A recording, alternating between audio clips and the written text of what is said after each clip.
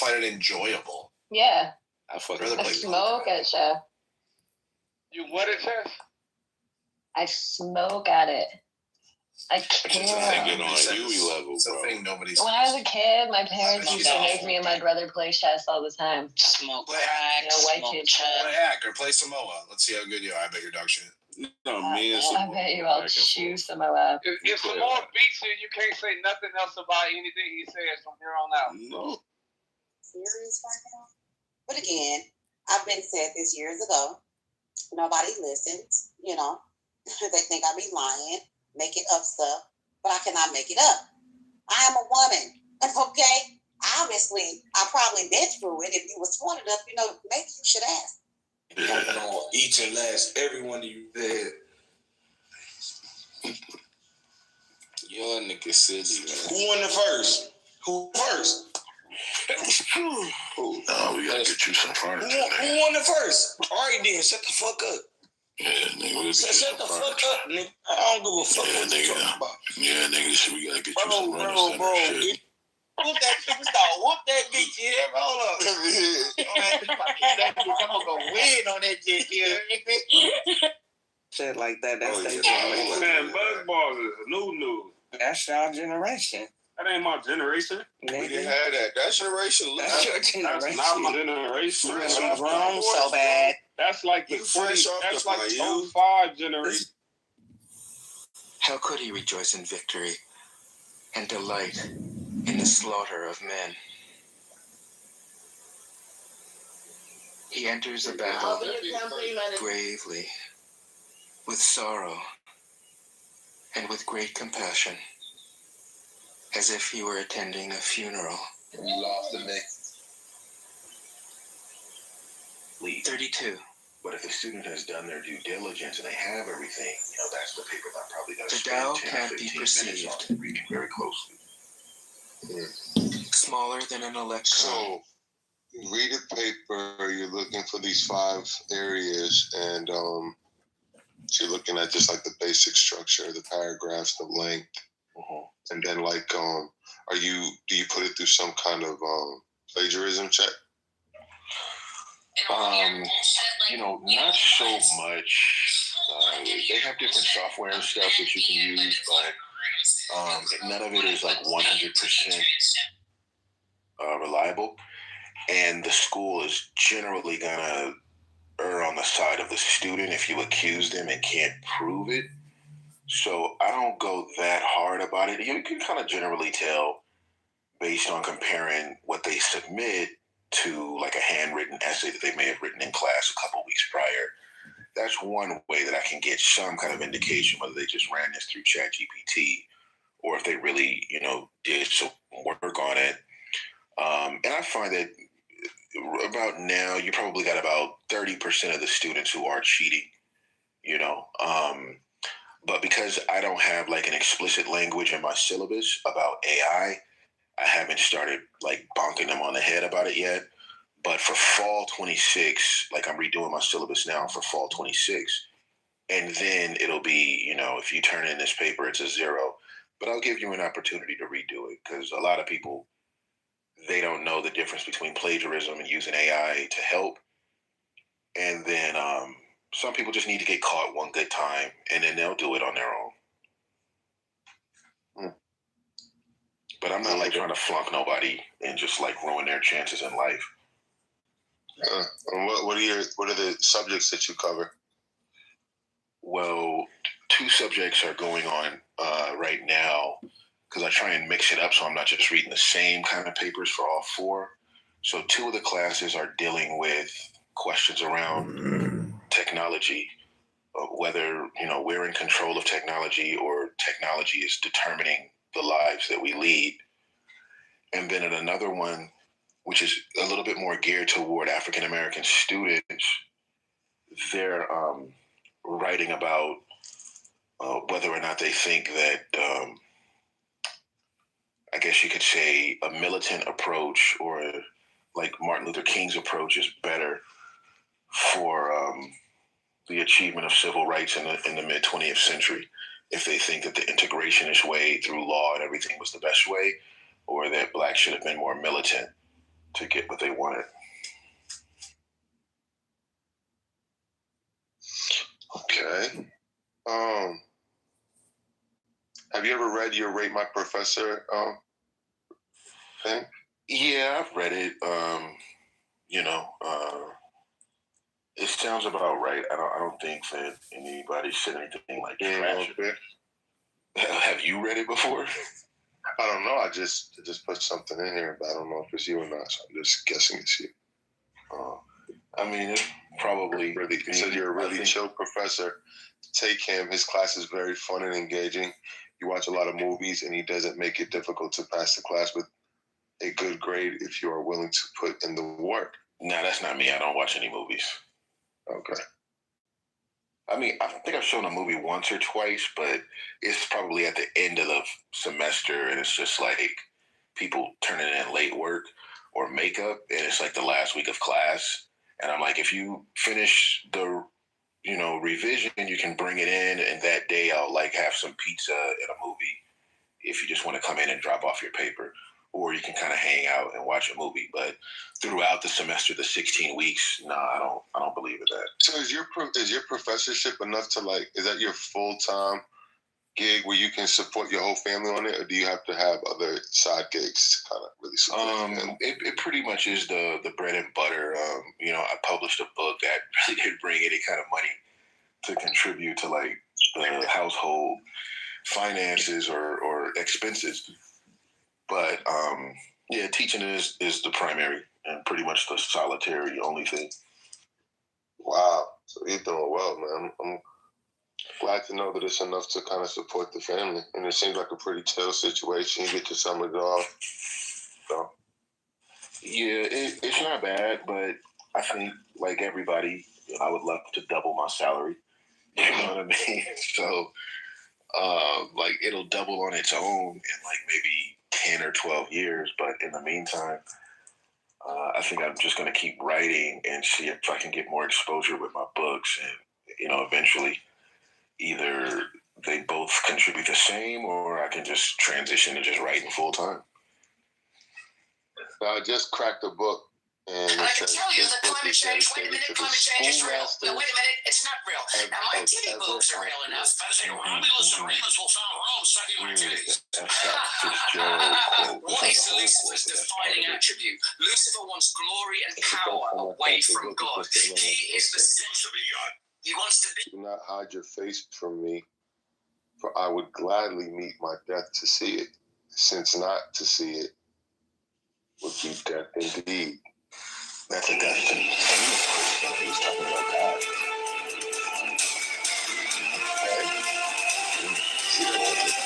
The atheist quagmire, right? Only you just showed your face. Let me read that again. Hide your face from me, for I would gladly meet my death to see it, since not to see it would be death indeed. So he's a famous Christian who was speaking to God when he said that quote. I believe, if I remember correctly, it's from the city of God, like Augustine, or it might be from Confessions, actually. Confessions, I think, is it. Yeah, that's what it says, Augustine the Confession. Yeah. Well, I'm right. When I gave you good advice 4 to 5 years ago, I was reading Confessions a long time ago when I came across that book. It's cold. and now I'm talking to But the it also king fits again. with the theme of the book because he's kind of being voyeuristic. Hopefully speaking with the hidden looking at Zodic. this If woman you're the online. hidden Zodic, And then so you I can said, help me. I'll use that quote just because it's thematically aligned with what I was writing.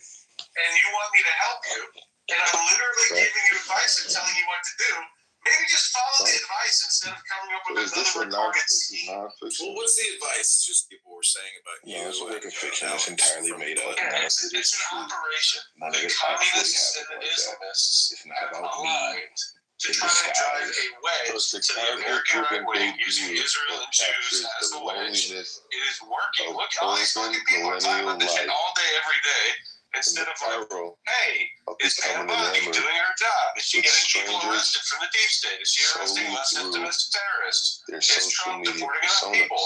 Like, we're not talking about issues that matter concerning America.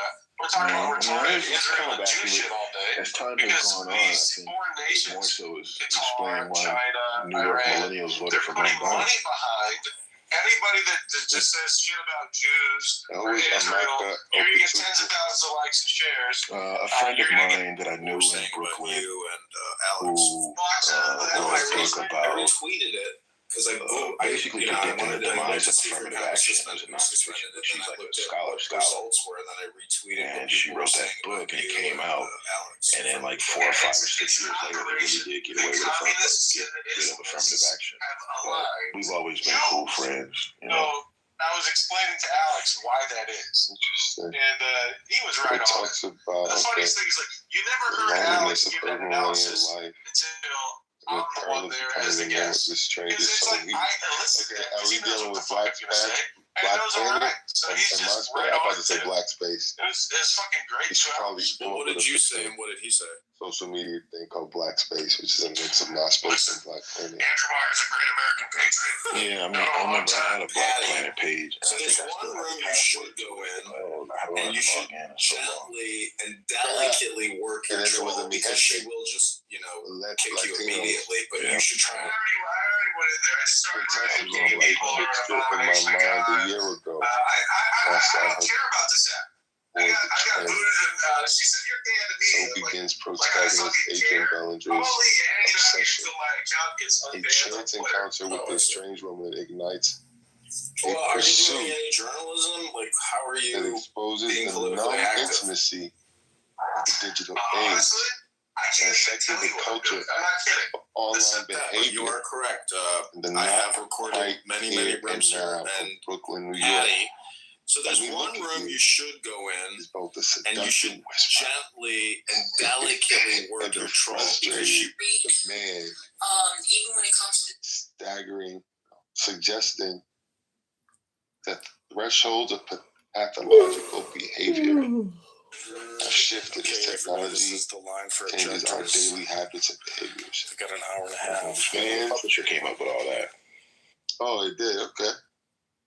For fans of Teju Cole's Open City and Michelle, Okay, Well, well, this is that- the Illinois State well, Board of the Elections. This is a conference. possibility of an island. Let me We're look at hoping you to introduces dislodge a promising new voice challenging your in the dad's literary landscape. Why not? I guess they're referring to you. Not necessary. And if I could only tell you the compulsive, maniacal things that I did with the advent of technology and what I did to connect with not faceless people, but like these people on the other side of technology. I did the darndest things. That's all I can tell you. Coming up in the late 90s, I remember doing stuff like, you remember the thing called, what's it called? Party line? You could call on the party line, similar to what's going on here with Clubhouse. Yeah, I used the party line back in the day. I was the Iceman, bro. That was my name, Iceman. My little brother, what was his name one day? Anyways, The one that was. national one, but it had one in every city. Mm-hmm. Yeah, so it was the same one. For us, it was the LA Raven. You've got the LA Oh Raven. my If God, you you're got to right. They blow had with names. us. They had names. You're right. The Butt Monkey, the LA Taco, LA Raven, all of that. Oh my gosh. These are the chat rooms. Now look where we're at. Clubhouse is a super version of that, man. That's all it is. Wow. And we used to be on, I was in high school back then, but we'd be on that thing till like, I think there was the loop, and then the loop would close at like 10 o'clock at night, and everybody would get on the actual party line and stay on that until everybody fell asleep. Damn, bro. I do remember that you click a button to go to the next room, but it would be on your dial pad. Yeah. 1, 2, 3, 4, 5, 6, 7, 8. And then you would and then you could do the private messages where you could leave a message. Yeah, I remember all of that. That's the same one. The memories. It was, I think it still has like the website talkie.com or something like that. and it gives you the list of all the website or phone numbers for every city. Oh my gosh, that took up so much of my time back then.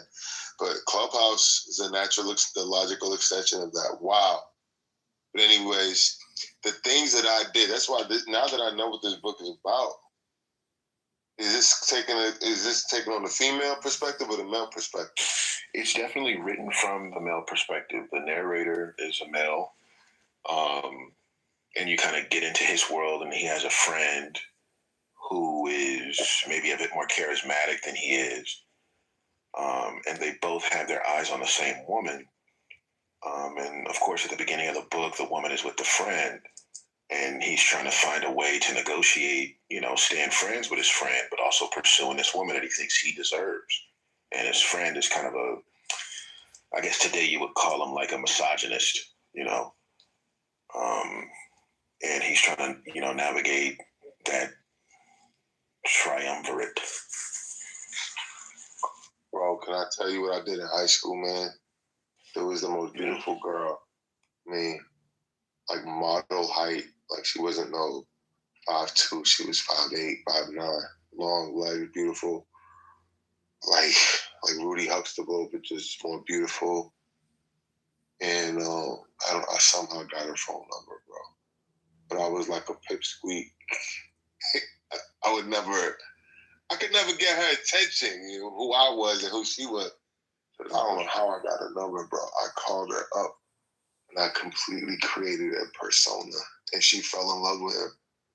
And when it came time to meet him, I could never meet him. Oh man, I created an entire person. Yeah, because I didn't have the balls to approach her in person. So I got to know her, and I basically, we fell in love. And I would go to class, and I would see her, and she didn't know I was the dude sitting right behind her. And I would look at her panty color, and I would go back on the phone that night, and I'd be like, "Yo, I said, you was wearing pink today."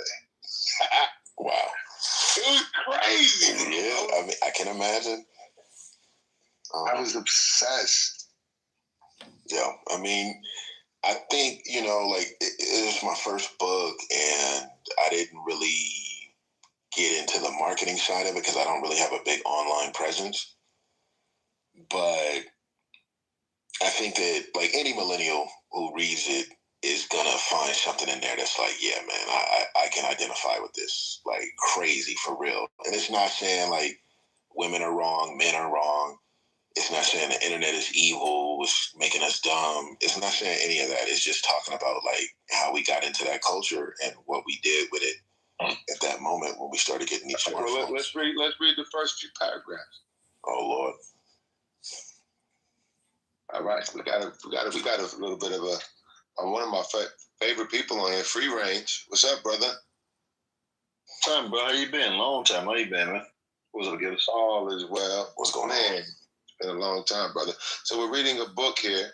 It's called "Let Me Look at You," and it relates to the millennial experience of the advent of technology and social media in the probably late 90s, early 2000s. So just reading the first 2 paragraphs or so and see what we can make. No, you can multitask. I'm going to be listening in. I'll just let you know, just get out with a little response if you ask me so. Yes, sir. All right, cool. So let me look at you. Here it is. Contessa became a fixture in my mind a year ago when I saw her board the train. She found a seat near me and started reading a book by Paul Laurence Dunbar. I could make out the title. As the train I couldn't make out the title, excuse me. As the train carried us out of Brooklyn, I watched as she read from the middle of the book. At about 3 o'clock, she caught my glance and smiled. I wanted to walk over and say something to her, but in the next moment, she left the train. She looked back at me and said, "Bye, Adrian." She knew my name, and I didn't know hers. The thought both frightened and fascinated me. From that day forward, she became my obsession. Before then, my love life was uneventful. I had spent passionless hours in front of the television or seated at the dinner table with women whom I'd met through friends. But Contessa, a name I invented for her because of the noble way she entered the train and sat. What does that mean? I lost my page. Hold on. Sat directly across from me. Bore the promise of endless fascination. She was the first woman who came to me as a stranger. Our eyes met accidentally. You say that he named her Contessa.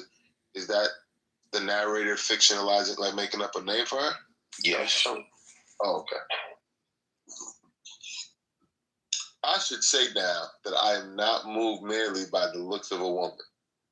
I happen to know that beauty without intellect is an impressive ship lost in the fog. Unable to plot a course for itself, it cuts through the ocean at the discretion of the waves, never certain if it will see the harbor or stay plunged in darkness forever. The grandness of its construction rendered useless. So when I make initial contact with a woman, the first thing I take into account is not so much her face, but her expression. Is there any light there? Is there softness? Or has her light been extinguished, her visage resigned to dullness and moodiness? Contessa had a beautiful face, to be sure, but it was her countenance that subdued me. If that's my boy Protagonist, that who I think it is? I love this book so far. Hold on, I'm going to keep going. Is that Protagonist for real, for real? Yeah, that's the narrator of the book. No, talking about Protagonist in the audience. Oh, my bad. Yeah, I see. If that's the real Protagonist. What's good, my brother? Is that you? Yes, sir. Oh, where the hell you been, man? We don't missed you. Oh, I've been missing too. But how you been, man? Yeah, I've been good, man. Infinity, Wow. Just grinding, man. Getting to it. That's all. It's good to hear your voice, man. And yeah, it's good to hear your voice too. We fought many battles side by side, man. it's like seeing an old buddy, an old war buddy, man. I see all the scars. I hear all the scars in your voice that this app done left you with, man. We surviving. We did. Right now, I'm reading a very interesting book. It's a fiction about a young man coming of age during a time where social media is taking hold. And the author of this book is a close online friend. And it's an interesting read so far. It's about a man who a stranger becomes his obsession on a train ride. And I'm just opening up this first few paragraphs, and maybe we could discuss it. If you want to just stick around for a second, it's pretty interesting. All right, so we only made eye contact. Okay. We only made eye contact twice. She looked up at me first. Although I said nothing to her, I knew that we had initiated a little game. We were starting a kind of dance where one has to stroke all the cravings of love from afar. If this little scrimmage is performed successfully, then the more aggressive forms of courtship can be slowly introduced. She walked onto that late afternoon train in Brooklyn and sat across from me wearing a turquoise loose knit sweater that revealed her collarbone. She wore a pair of light blue jeans tucked snugly into brown boots. A knit cap matching her sweater sat on her head, half revealing an unruly hairstyle. All of this was made more dramatic by her red lipstick. which gave her the look of a young girl trying to look more adult, mature, and slightly jaded. Her intelligence was radiant. She owned a set of high cheekbones infused with enough warmth to retain the softness of her features. Her outfit and makeup were far more remarkable. Jeans on a woman have a way of dampening my lust. But judging from the brief moment when I saw her saunter onto the train, I knew that she belonged in elegant robes.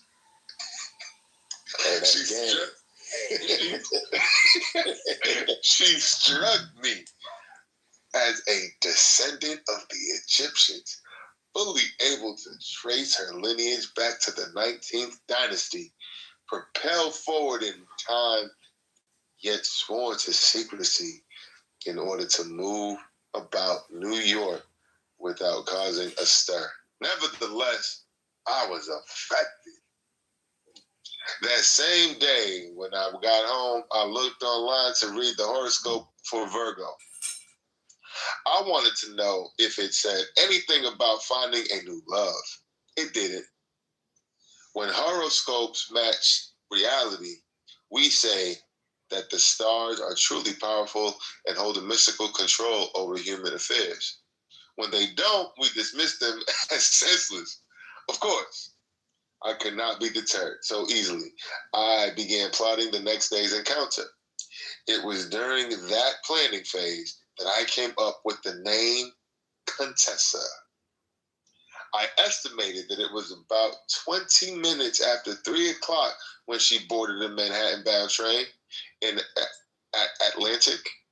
She made her escape from me at 14th. Where was she going?